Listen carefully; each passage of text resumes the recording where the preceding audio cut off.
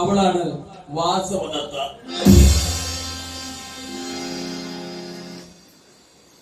മോളെ അങ്ങനെ ഇരിക്കല്ലേ, എന്താ അങ്ങനെ ഇരിക്കുന്നു,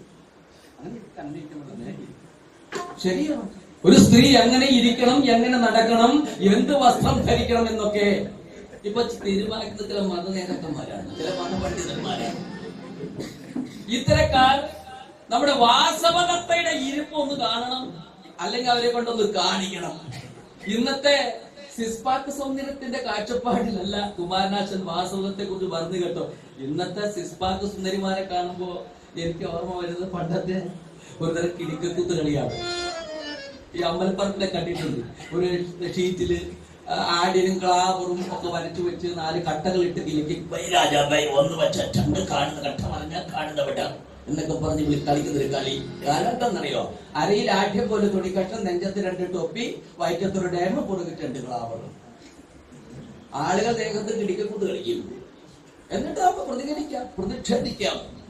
ഇവിടെ ആ സായം സന്ധ്യയിൽ വാസവദത്ത ആ ഇരിപ്പ്, ഈ കുറ്റം പറയുന്ന ആളുകളെ, സ്ത്രീ എങ്ങനെ നടക്കണം, എങ്ങനെ സംസാരിക്കണം, എന്ത് ചെയ്യണം എന്നൊക്കെ തീരുമാനം ഈ മതപണ്ഡിതന്മാരെ ഒന്ന് വിളിച്ചു കാണിക്കണം.